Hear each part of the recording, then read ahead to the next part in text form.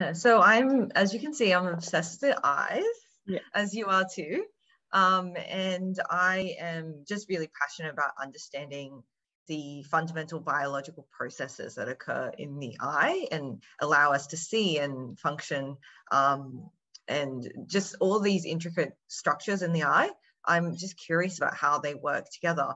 And in doing so and understanding these physiological processes, we can also understand how these processes go awry in diseases. And then we can, by understanding that, that's my core philosophy in understanding these fundamental biological processes or the cellular molecular mechanisms, we can then target these pathways to restore vision if we become blind or something, or lose our vision for some reason. Hi, and welcome to Nothing is Rocket Science, a podcast where we talk about everything science and scientific. Today we have with us Dr. Daisy Xu, who's a scientist, a science communicator, and a friend. Daisy completed her Ph.D. at the University of Sydney in Australia. She worked at the Lens Research Lab, where she explored growth factor signaling pathways during cataract formation. She is currently a postdoctoral research fellow in Magali Saint-Geniez Laboratory at Skipin's Eye Research Institute, which is part of Mass Eye and Ear and Harvard Medical School. Here, she is investigating the role of mitochondria and metabolism in retinal eye diseases. And besides this, she practices a lot of science-related, communication-related projects. So she currently serves on the Association for Vision in Research and Ophthalmology, which is ARVO.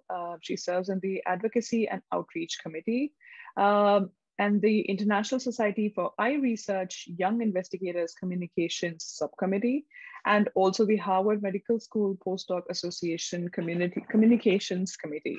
We're going to talk about all of this in the coming up sections, but welcome to the podcast, and it's really nice to have you, Daisy. Yeah, thank you, Sandhya. I'm delighted to be part of your podcast. Thanks for having me. No, it's a pleasure. I'm really excited for today's because we're going to be talking about two projects which are close to both our hearts, which is vision and science communication. So it's really nice to have you on the podcast once again. Can you we will be talking in depth about your research and stuff, but if you can just give a brief about what your current research projects are and what are you currently working on? Yeah. So as you can see, I'm obsessed with eyes, as you are too. And I am just really passionate about understanding the fundamental biological processes that occur in the eye and allow us to see and function, and just all these intricate structures in the eye. I'm just curious about how they work together. And in doing so and understanding these physiological processes, we can also understand how these processes go awry in diseases. And then we can, by understanding that, that's my core philosophy in understanding these fundamental biological processes or the cellular molecular mechanisms, we can then target these pathways to restore vision if we become blind or something, or lose our vision for some reason.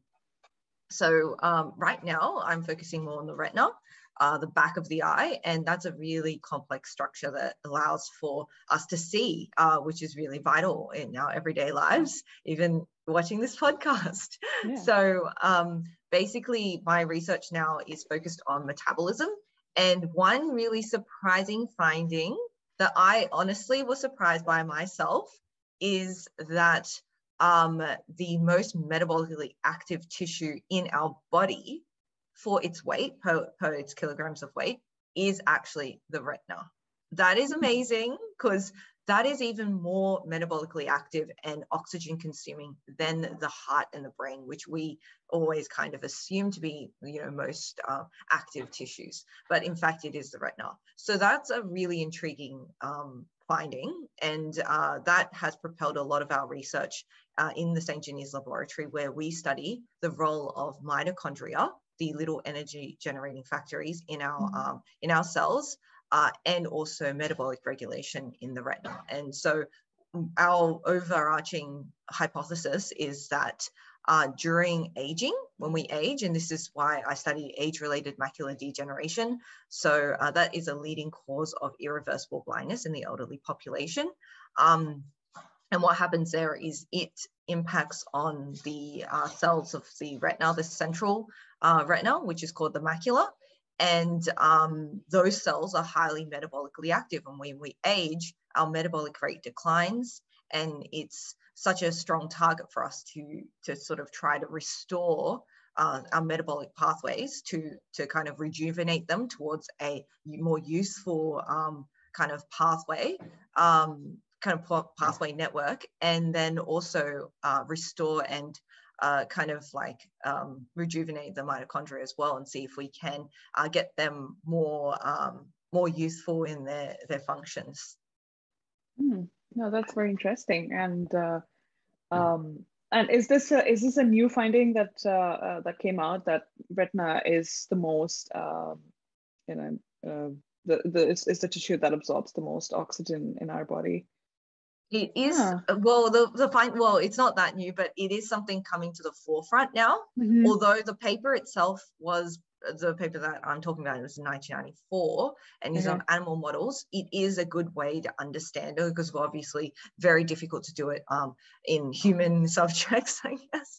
But definitely for that animal model, we were able to take that information and understand a lot of these fundamental biological processes that could be applied to humans. And basically, yeah, it is so fascinating. And I do see where that stems from, because we're constantly seeing, and we're so visual as creatures that we definitely highly depend on the visual system to navigate the world. Right. That's really interesting. Before we get on to AMD and other eye conditions, I just wanted to understand what piqued your interest in cellular research. Like, having studied optometry, most of us have gone into, contact lens research, or like defining disease mechanisms and things like that. But what got you interested in understanding things at the cellular level? Like, what piqued your interest? That's a great question, because it is kind of, I'm very, one of the very few optometrists that have delved into this space. So for me, it was definitely, my inspiration was Associate Professor Michelle Madigan. And she is an amazing scientist at the SafeSight Institute of the Sydney Eye Hospital. And during my optometry degree, which doesn't involve much, or if any, no pipetting at all is involved, no mixing chemicals and things, mostly a pure clinical sort of seeing patients and testing our eyes and things like that. So during the summer of after my third or fourth year, we have this opportunity in the middle of our optometry degree to apply for a summer research project. And fortunately, I was able to get this scholarship. And so I was able to conduct some research at the SafeSight Institute, and I chose our ocular diseases lecturer at the time, Michelle Madigan. And so she is a fantastic lecturer, and she really inspired all of this, actually. So when she teaches ocular diseases, she always teaches us from a pathogenesis point of view. So what are the underlying cellular and molecular mechanisms? And so that really inspired our kind of like thought processes on how exactly do these diseases occur on a really microscopic scale. And so like I was like curious about all these papers that she was citing, because that's something that citing the literature, it just opens this new window to all these amazing resources for you to just delve into yourself. And when she would direct our attention to these, I was always inspired. I was like, who are these researchers doing this fantastic work and answering all these questions? And so for me, I basically then decided to do it with Michelle, to do the research with Michelle Madigan. And we did it on macular degeneration and choroidal melanoma. at the Sydney Eye Hospital, where I got to dissect like eyes, and basically I got to wear gloves and mix things and use the confocal microscope. So that was all like really exciting. I was pipetting, I was doing all these fun wet laboratory techniques. And then at the end of the 6-week program, she said to me, look, I think you've got a knack for this, and I think you're fantastic, and you should consider doing a PhD. So that was always in the back of my mind. But obviously I started to finish my optometry degree. So when I finished that, I decided to work for 2 years as a clinical optometrist, because I really wanted to hone in on my skills, because like you do get quite a few patients in your final year, especially of that interaction, one-on-one, you know, patient experience. But really, when you go into private practice, into the real world, you see just so many patients. Like, I think the number of patients I saw in 3 months in the, like, practicing out in the real world was equivalent to like all of my optometry degree or something, you know, because just the sheer volume, was just seeing, you know, all these patients every day, full time. And depending on obviously what practice you're at, but for me, I got a lot more experience, and that was really good for me to have that solid experience for 2 years. And then after that, I decided to go back to research, and I started my PhD at the University of Sydney with Professor Frank Lovercue. And that was really exciting. So yeah, that's the story. That's quite a journey. And it's really good that, you know, you had these skills and you had someone to, like, you know, to direct you to that particular, you know, to that route, to give you that push maybe. And that's really important, which is great. Yeah, you need these inspiring mentors in your life. Right. Yeah. No, and I still contact Dr. Michelle Madigan. We're in constant contact, even with my old PhD supervisor, Professor Frank Lovercue. We're in constant contact as well. So it's fantastic to just like ensure that, like, you know, that those inspiring mentors are still in your lives. It's still in your life, like guiding you and continuing to mentor you throughout your career, even as you've moved on to your next career stage. Right. And also they would love to know how you're, you know, doing, and, you know, and it's great that you are also including them as a part of your journey, which I'm sure they must be happy to be a part of. So today we're going to be talking about 2 ocular conditions, and I chose to talk about these 2 because, you know, that's your area of expertise, and also they are, you know, one of the leading causes, 1 or 2 of the leading cause of blindness in the world, and especially in the elderly. So we'd first talk about the age-related macular degeneration, because that's your current research. If you can tell the audience, I mean, it's a big word that's being thrown around, and people know what AMD is, like just the name of the disease. But if you can tell the audience about what exactly is AMD, what happens at the cellular level, what are the causes, and how does a person with AMD perceive the world? Yep. So AMD, age-related macular degeneration, is the leading cause of irreversible blindness in the elderly population. So it generally hits when you are over 60, I would say. So that's when you start to get concerned about it. So it's definitely something that impacts more and is associated more with the aging process.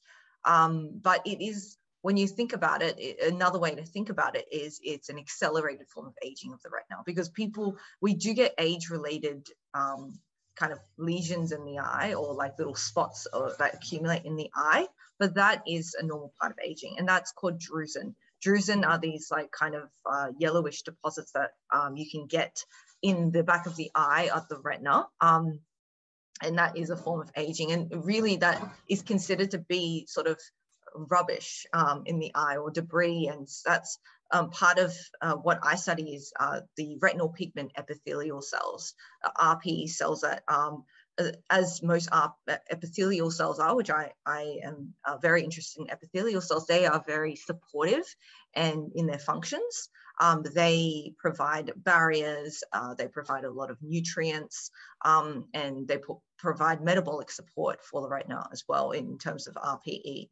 And they are also what is considered to be the waste disposal unit.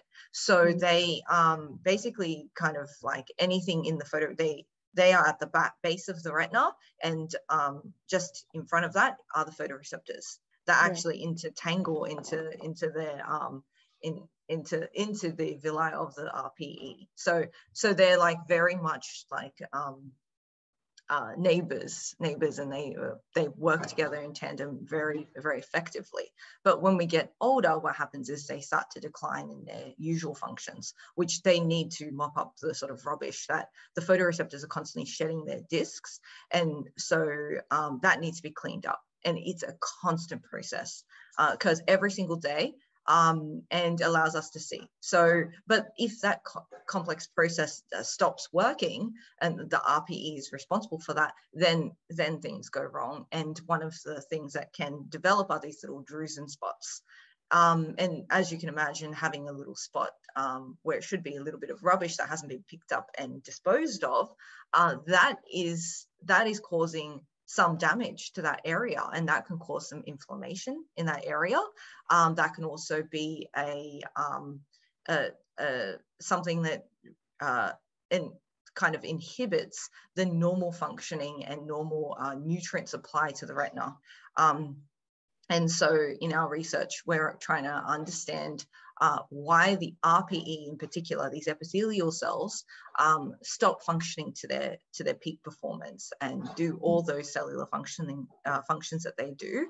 And so we're targeting this from a metabolic perspective. Now, back to the crux of this, because I'm going off on a tangent in terms of the cellular mechanisms.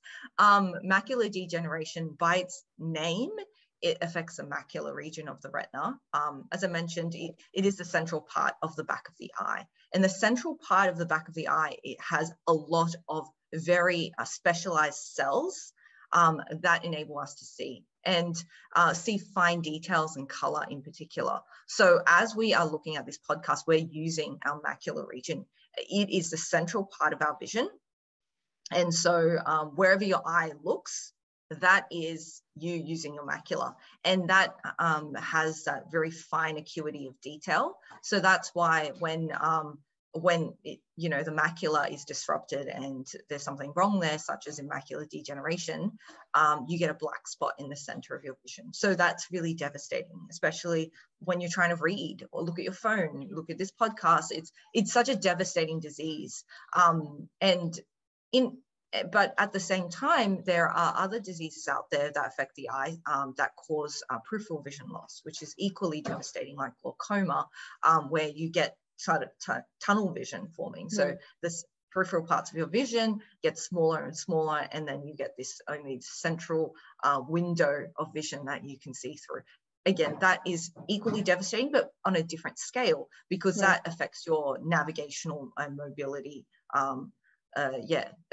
Your ability to walk and just, navigate the world is hindered by, loss of that peripheral vision. So that's equally bad, but definitely macular degeneration, central vision is so critical. Being able to enjoy all the colors and see that fine detail, unfortunately, is lost in very advanced cases of age-related macular degeneration. And just touching on some of the other aspects of this disease, there's two main types: dry AMD and wet AMD. So that's an interesting classification of AMD, where you've got the dry part, which is more where you get atrophy of the tissue. But the interesting thing is sometimes these local inflammation, these inflammatory regions of the, and also other just stresses. So there's a lot of oxidative stress that occurs, and that is that can occur in the macular region. That's one of those hypothesized mechanisms of leading to advanced macular degeneration, is that these pockets of just inflammation and stress in the macula can actually lead to the wet form, neovascular AMD, and that is very devastating because you lose.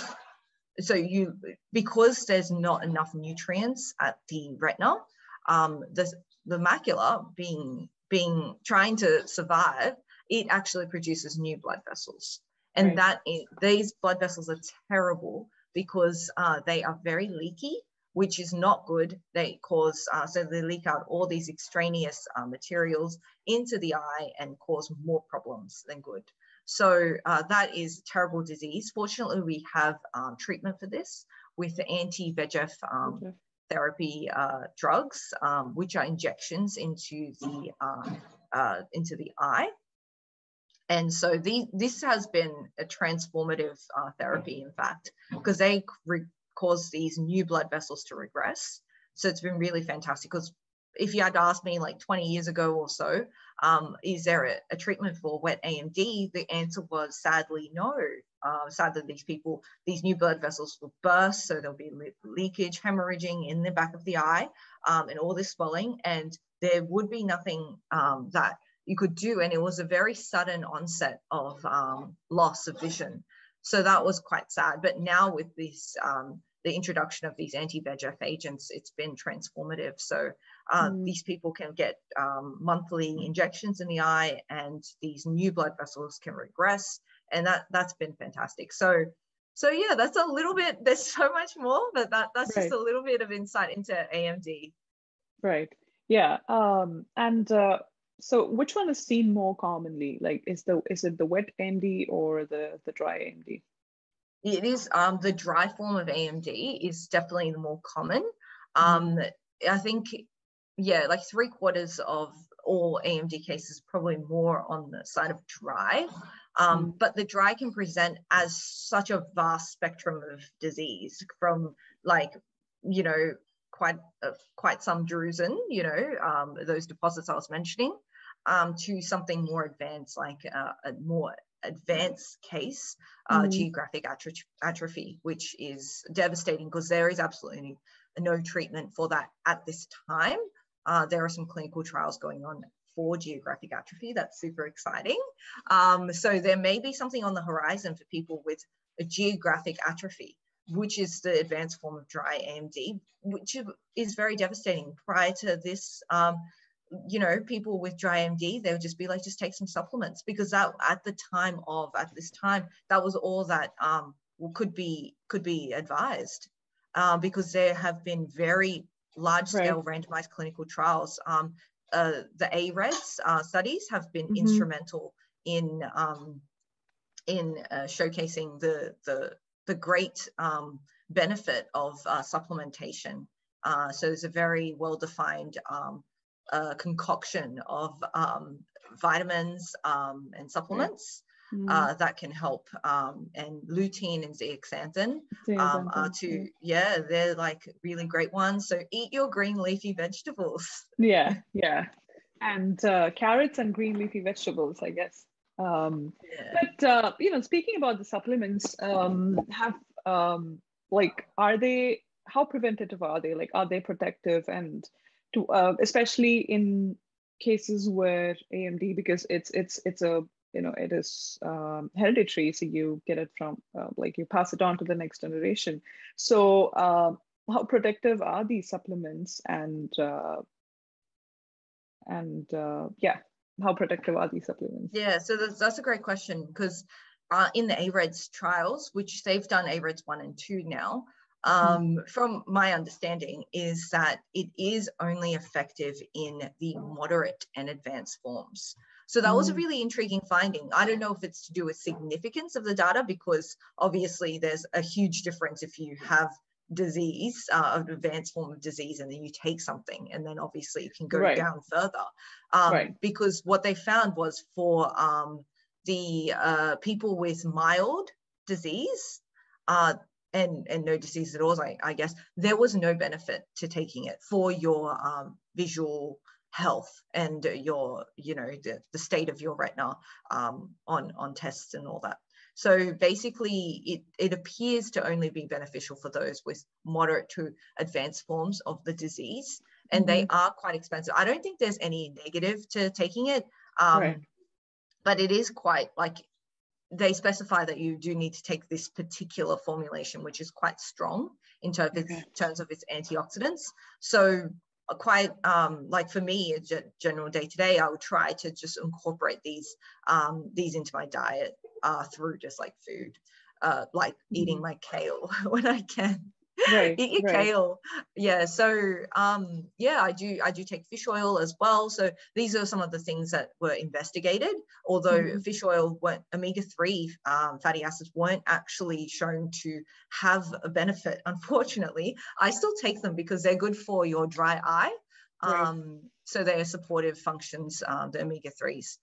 So yeah, supplements, they're always, a very controversial topic, but ultimately some of the studies do point towards a benefit for those with moderate to advanced forms of AMD. And how about taking it as a preventative measure? Like, when you know that one or both your parents have something like this, incorporating this in the child's diet, like right from the childhood days. So do you think they can prevent it altogether, or if they get it, it's like the vaccine, they get it, it might still be mild?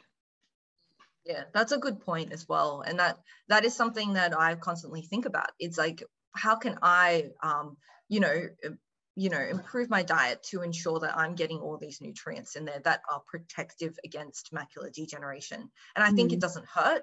If anything, it has other benefits systemically, I think, like omega-3s for your heart, and also just eating green leafy vegetables. So I think like ultimately I would definitely recommend that incorporate all these nutrients into your diet, rather than invest a lot of money, because it is quite expensive to take these formulations actually. So it is quite a commitment, and once you start, you pretty much commit for the rest of your life. So it's a huge investment. So for me, who I know that at the moment it's not, if in mild to moderate mild cases there is no benefit per se from the studies. So I'm not going to go invest that money and take these supplements every single day. So I'm just going to try to incorporate it into my diet as best I can. And that's good, because that's encouraging me to try new forms of green leafy vegetables in the supermarket. And well, the fish oils I actually do take for my dry eye. So that is something that I'm happy to invest in that and take that. Hopefully I try to remember every day for that. But yeah, there are a whole variety of supplements out there that have hypothesized to be really fantastic for your general well-being. And so yeah, there's a lot of literature out there, and I'm not that well versed in it, but certainly omega-3s I know are great for eye health, as well as lutein, zeaxanthin. So those are things that we can try to incorporate into our diet. And speaking in terms of treatment, which one is easier to treat, the dry or the wet AMD? Ooh, so at the moment, I would say the wet has the treatment, anti-VEGF agents, but the treatment is not fun. It is unfortunately injections on a monthly basis in the eye, which can seem quite scary. I certainly would be afraid of getting that. But that is better than no treatment at all. So, and the good news is that once you have done your monthly injections and you're showing signs of improvement, perhaps after quite a few months, what happens is that you can take an as-needed approach, and you can kind of inject and extend that period and sort of push it out beyond the 4 weeks. And that can save a lot of money, time and energy for the visiting, the consultation, going to the consultation room and getting those treatments as well. So yeah, it is quite an intensive treatment.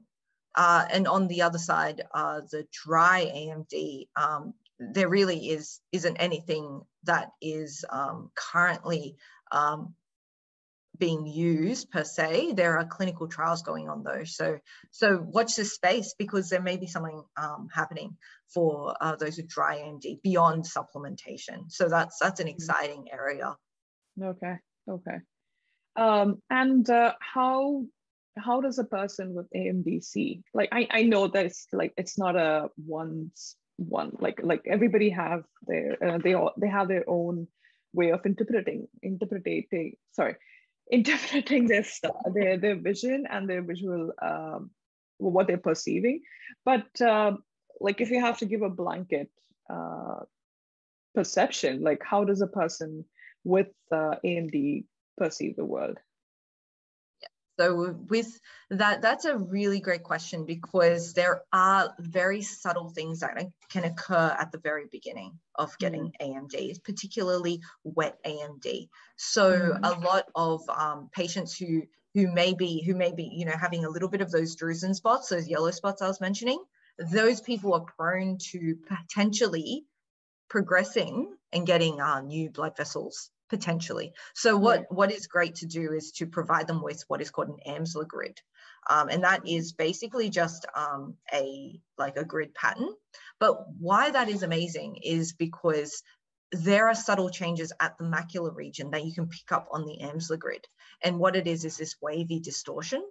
Right. So what happens if you get these new blood vessels, they leak, they cause swelling. As they do so, the way you perceive the world in your central vision can become distorted. So straight lines can become wavy. And that is very, very subtle start to the AMD disease. Now, that can also progress on to like just patches of lost vision as well, to progress on to completely loss of central vision.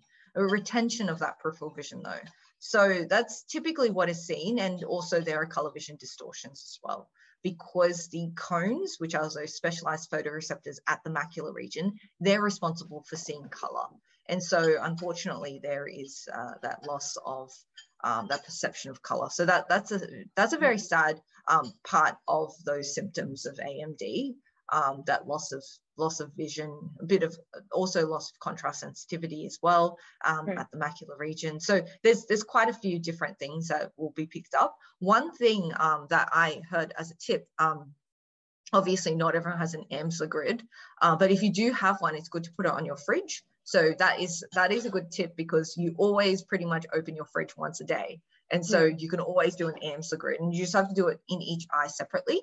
But one other thing to do that as a great tip from eye specialist is that you can look at doors and windows. So those straight lines, if they become wavy or distorted, that is a good like in-house sort of trick that you can see if anything's progressing, because those are your inbuilt straight lines that you can see. And if any sort of wavy distortions occur there, then it's 100% necessary to get your eyes tested, see if there's any progression or changes at the back of your eye. Yeah, that's like, and I think doors, windows, these are like another, and any or maybe edges of the corners of the walls which are really straight, and definitely, that's a great tip. And in terms of we've discussed treatment and stuff.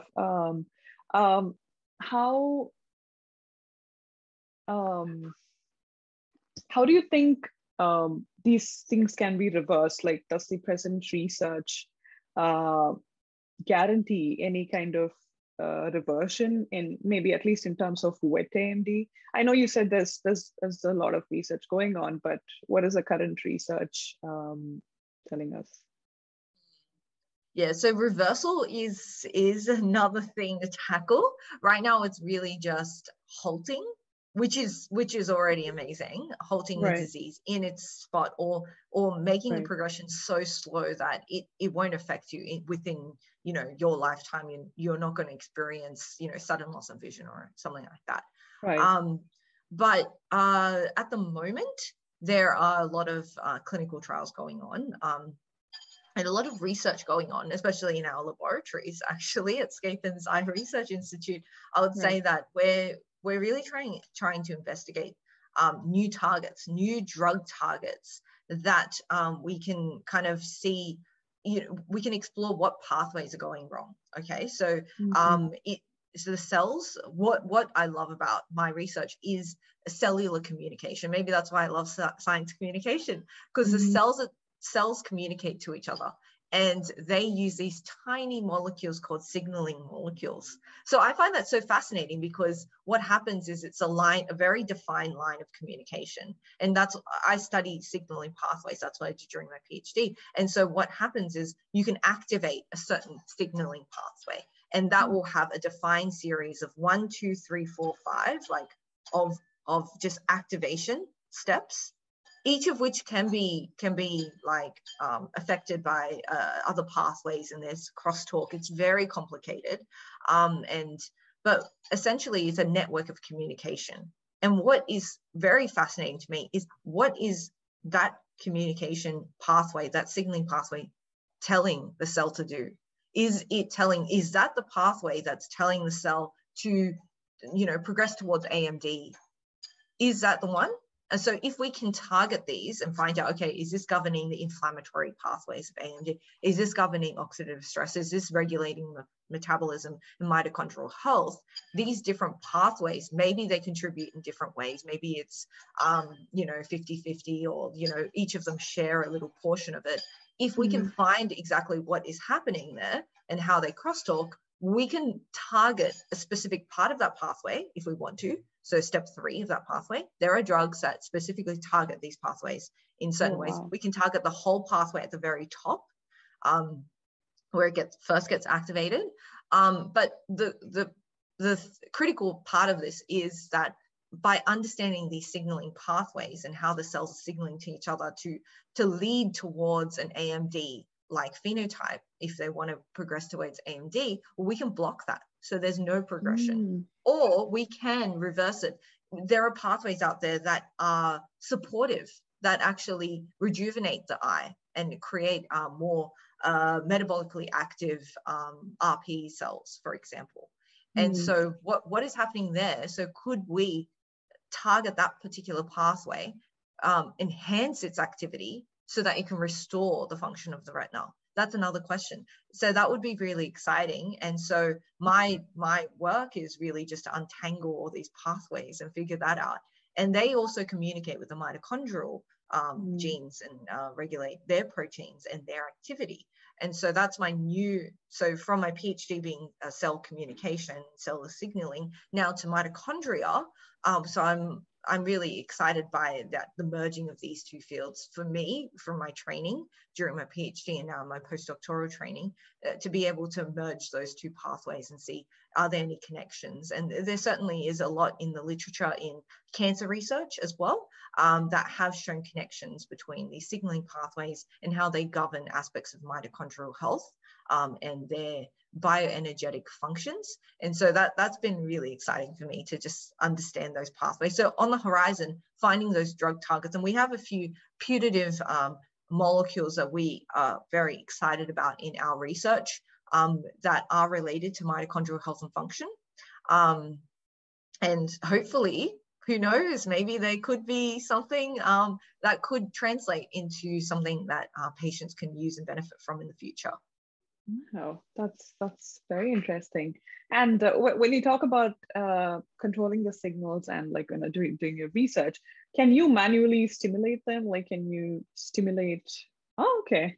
Yeah, you can. So that's a really exciting thing. You can switch them on and off, although it is very hard to know that it's a specific switching on and off. So that's the specificity of it is always something that we have to keep a skeptical approach to that. Like, is switching one on, is that affecting another pathway? Other one. And crazily, if you increase the concentration of an agent that switches on a particular signaling pathway, that can actually, if it's too concentrated, if it's a right dose that switches on at the right level. Now, if you go above that concentration, sometimes it can have off-target effects.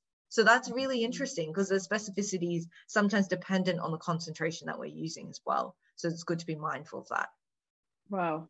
That's really amazing, especially at cellular level. You are able to control that in the lab, and I think that's really interesting to understand. Before we move on to cataracts, one last question about AMD would be: do other systemic diseases add to maybe like an early onset, hypertension or something else in the body? Does that contribute to an early onset, or is it like a risk factor? It's definitely a risk factor, and hypertension and diabetes, and also smoking in general. The number one thing that optometrists or ophthalmologists will say, where if you have little drusen, if those little yellow spots are evident in your retina, the first thing is make sure, if you are smoking, to stop. So that's one of the other things for oxidative stress. So oxidative stress is very damaging to the retina. And so that is one of the things, that's one of the targets actually, to reduce that and minimize oxidative stress, because there's a strong link between smoking and macular degeneration. And so that research has inspired, that finding has inspired a lot of research into oxidative stress, in fact. Now moving on to cataract, which is probably, everyone over the age of 60 goes through, like the changes due to cataract. Can you tell us what happens? Like, why cataract, unlike other other ocular conditions, this is something which is normal. It's part of the aging process. So if you can tell us what happens to our eye when it undergoes the cataract changes, and why do we get this? Yeah, so that's a great question, because as you said, if we all live long enough, which we will, because our longevity is just increasing and soaring, we unfortunately, our eyes haven't caught up to that. So despite our longevity increasing, our eyes are still aging at the same rate, unfortunately. And that is why cataract has afflicted so many people, because when we age, it's inevitable. We will develop these age-related nuclear cataracts. There's lots of different forms of cataract, but that's the most common type, nuclear cataract. And that starts off with an innocent sort of yellowing of the lens, and then can progress to sort of more opacity and browning of the lens. And the lens is a structure inside our eyes, towards the front part of the eye, but within the eye, in front of the retina. And so I love studying the lens. I know so much about the lens because just so fascinated by it. It's such a fascinating tissue. I can say so many interesting things about the lens. Okay, so one thing I want to say on your podcast is that, how people say, I don't know if you've heard this, but when people say, all your cells of your body are constantly being rejuvenated, or they're constantly being replaced and shedded and replaced. And so autophagy, autophagy and all of that, basically the person that you see, well, especially with your epithelial cells of your skin, it is not the same person as you see maybe 10 years later, because these cells have replaced themselves. So you've heard, I don't know if you've heard of that, but I certainly have. But I have to say that person that you see 10 years later, who does have, new different cells per se from that particular cell that was 10 years ago, the lens has not changed at all. So the lens is the one tissue, I think, at least to my knowledge, in our bodies that never loses any cells. It just constantly gains cells. So it is literally a tree trunk of history. If you slice it, you will see all the layers constantly building and growing on top of each other. So they're the oldest cells in our body exist in our lens. And so it literally is a history of your life if you slice it, because you can see if nutritionally there were some defects at some point in your life. If you cut through, you can see that, because it can translate into the eye and into the lens, and it's a means of taking the nutrients from the body, because it is so interesting. It doesn't actually have any organelles, or it doesn't have mitochondria in the central part of the lens. They've stopped all those chemical processes to allow more light transfer through the eye, so that there's no impedances. So there's, so they basically lose all their little cellular compartments in the lens fiber cells, which is in the central part of the lens. So it's really fascinating, all the different things that the lens have done to ensure its transparency. And it really is a gem within our eye and our body. So what causes the lens to lose its transparency? Is it just the addition of all these nutrients and others debris, or like, why does the lens lose its transparency with age? Yeah, so that's a big question, and that there are lots of hypothesized mechanisms for which it loses its transparency. One of which is oxidative stress. I'm going to keep going back to oxidative stress. Such a hot topic. Yep. It's a strong mechanism in aging, especially. So what happens is the proteins of the lens, through oxidative stress, they can actually lose their transparency. The crystalline proteins are the specialized proteins in the lens that enable its transparency. It has a very, very well-defined structure, and also its arrangement in the lens that all contribute to transparency. It's actually a wonder how the lens itself, something that is in self cellular, is completely transparent and allows the light to come through. And that is one of the amazing kind of like cellular kind of questions of the lens. And so there have been lots of putative mechanisms of how like the lens maintains that transparency. And another thing is the cornea is another transparent tissue. So the eye is very fascinating because there are so many tissues within the eye that are transparent and need to maintain that transparency throughout life. So the lens, there has been hypothesized mechanisms of protein aggregation within the lens. So the proteins clump up, and then as they clump, they lose their transparency.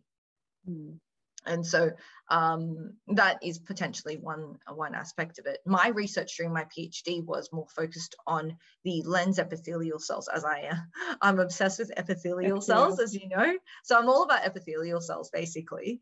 But at the front of the lens is one monolayer of epithelial cells, similar to the retina, in fact, except it's the other way. It's behind the retina, but in front of the lens is one monolayer of lens epithelial cells. They're actually metabolically active, and they do a lot for the lens and to support the lens, because it doesn't. The other really amazing thing about the lens, guess what? You probably already know this anyways, but for your audience, it doesn't have any innervation. There are no nerves in the lens, and it doesn't have any blood vessels. It's avascular.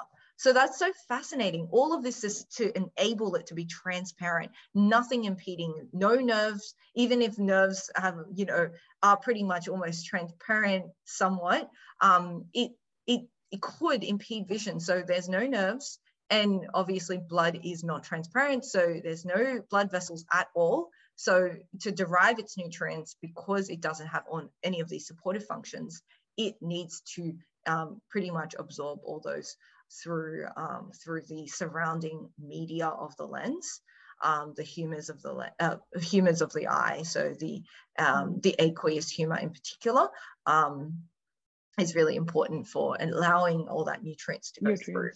Yeah, so there could be a defect in that mechanism as well that contributes to age-related cataracts. Is just that ability to absorb that nutrients is causing that problem. And the other thing, of course, if you keep packing something on and packing it on, packing more cells on, creating more cells, packing, well, what that could also impact on the transparency of the lens, in that it's not able to maintain that for that long, because it's still constantly growing, even to this day. Even as you age, like, it's still constantly creating these new lens fiber cells. So that's really fascinating that the lens does that. And another fun fact about the lens is that because the lens is contained within the lens capsule, so anything in the lens, so there are only 2 cell types, so it's very easy to study in that sense, but it's surprisingly complex in how it regulates everything. But there's only 2 cell types. Unlike the retina, there's like hundreds of cell types. But in the lens, there's only 2 cell types, the lens epithelial cells and the lens fiber cells that make up the bulk of the lens. And so they're all encased within a lens capsule. And so that means that all those old cells and everything within the lens actually has never interacted with the rest of the body. Right. So that's really fascinating, right? And so because of that, the body almost doesn't recognize the components of a lens. So one of the very, very rare, this is very rare, but you can get an anaphylactic reaction to your lens proteins if there's a break in the capsule. So that's really fascinating, because it's true, the body itself has never met or like anything within the lens, because it's always been encased with the lens capsule, which is a very elastic sort of matrix that contains the lens. So you could potentially get allergic reaction to the components within the lens if there's a break in that capsule. It's a very rare condition, but that is when I found out about that, I was like, oh, that is so fascinating, because it's true. There is such a like sturdy case for the lens that they never interact. So that's very interesting. Yeah, it's almost like it's a foreign body in the eye. Yeah, foreign body, exactly. That's fascinating. So we're talking about cataracts as an age-related condition. So there's accumulation of proteins, accumulation of layers added to the lens. Then what about in cases of cataracts in children, like congenital cataracts? They're brand new. So why do they develop cataracts? Yeah, that's a great question. And I think I actually have like tiny deposits in my eyes as well, in my lens. So I have like the tiniest peripheral like congenital cataract. Fortunately, it's not in the central vision, so it doesn't impede my vision. But like when my eyes have been examined, I've gotten a tiny thing. And I'm like, oh, why is that? That's so interesting. And I think it could be maternal. So sometimes when you're developing, that could be a thing. So it depends on the nutrients that you get as you're developing sometimes. So that's something to note as well. But usually more times than not, it is actually hereditary. So it's just within the genetics. And so usually your other family members, if you get them, if you, for example, happen to find out that you have some sort of developmental cataract, it is often because it just runs in the family. So if you get your family members to be tested, so you can actually trace like what chromosome it might be on. So that's very interesting as well. So yeah, you can definitely get that checked out to see, but it is very, very rare. And I actually recently met a girl, surprisingly, who has congenital cataract, and her mum has it. And I think her mum's mum may have it, or someone else beyond in another generation also has it. So she knew it was most definitely running in the family. The unfortunate thing is that she had to get cataract surgery at the age of like 25 or something, which is quite very young. But the sad thing is the lens has now lost its accommodation capacity. So so now she needs to wear glasses to be able to see up close. So she's like, trying to find the right distance. So so she basically has to wear glasses, but she's got, fun fact, and if you're interested, she has monovision. So she decided to get one eye for long distance and one eye for short distance for the refractive powers. So I was like, oh, that's an interesting way of approaching that. If you have a congenital cataract, get cataract surgery early. There are lots of different options for you in terms of just your refractive powers and what you decide for that. Right. And, unlike other ocular conditions, cataract is something which is reversible, and there are plenty of treatment options available. And, the recovery time is pretty, it's pretty short. And most of the time, I would say 99% of the times, it's complications free, and you can get back with your life. within a week or two. Yeah, like, so that brings me to the last question in the cataract section. Can we stop having cataracts, like, like with all the research that's going on? Can we further delay? Like, I would probably say, unless there is too much of UV exposure and things like that, that's when you develop cataract in the early stages of life. But usually it is, like maybe 55, 60 plus, that's when you start seeing some changes in the lens. And again, this totally depends on the geographical position of where the person is from. So but can we what does the research say about not developing cataracts, or like pushing it to probably very late stages of life? Yeah, so again, that's a huge question, and research for cataract has been going on for decades, right. if not more. And yet we still are struggling to face this challenge of how do we prevent it completely.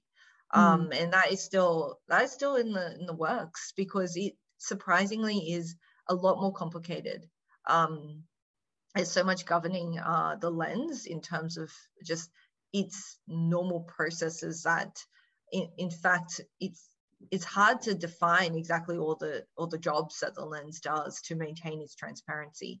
And so we haven't actually figured out, is there a magic drug that can block it? If there was, we would be billionaires, that's for sure, because everyone gets it. But unfortunately, at this moment, not to my knowledge that we know of any therapies beyond cataract surgery that can be used to block. And that's why it's important to continue research in this area, because we might be onto it. There's so much research. There's a foundational bank of knowledge that we've accumulated about the lens and how it works and how like cataract develops, that we're pretty much on the brink of it. So we have to just continue research in that area. And my current PhD supervisor is continuing that. And a lot of other lens researchers actually at a lot of the eye conferences. Even though I'm in retina research now, I'm still interested in what's happening in the lens. And so I would sit in on those sessions as well at eye research conferences such as ARVO. So I would be interested, and you might be going to ARVO too. So we could sit in on some lens lectures and find out what's happening right now in terms of the latest research for cataract prevention. So that'll be exciting. Yeah, and I also, again, I'm not really sure of the research behind this, but there've been a few companies who have come up with eye drops, which they say that either prevents or dissolves cataract. How effective are these eye drops? Yeah, I mean, at this stage, I don't know, because I'm very skeptical. As you know, there's so many layers. It has to get through the cornea, it has to get through the aqueous humor. Finally, it has to get through the lens capsule. Now, the lens capsule, as you know, I just said that it's really solid. It's like this matrix, very elasticated sort of matrix that it doesn't allow for things to go through this very easily. So there's so many barriers from an eye drop on the surface of the eye to get all the way to the lens, specifically to the lens as well, and then to enable like all that, all those abilities to block the cataract. It's very interesting. I'm not sure at this stage, but certainly on the horizon, there are drugs out there. I'm not kidding you. They are eye drops, but they can have retinal benefits. So they can get all the way to the back of the eye. So it's not too crazy actually in this current day of research, where we are finding these kind of nanoparticle nanoemulsions that do have these encasings that can enable them to kind of like get through all those cellular layers and reach ultimately hopefully where the target tissue is. That's fascinating. So yeah, watch this space. There's a lot of exciting research happening.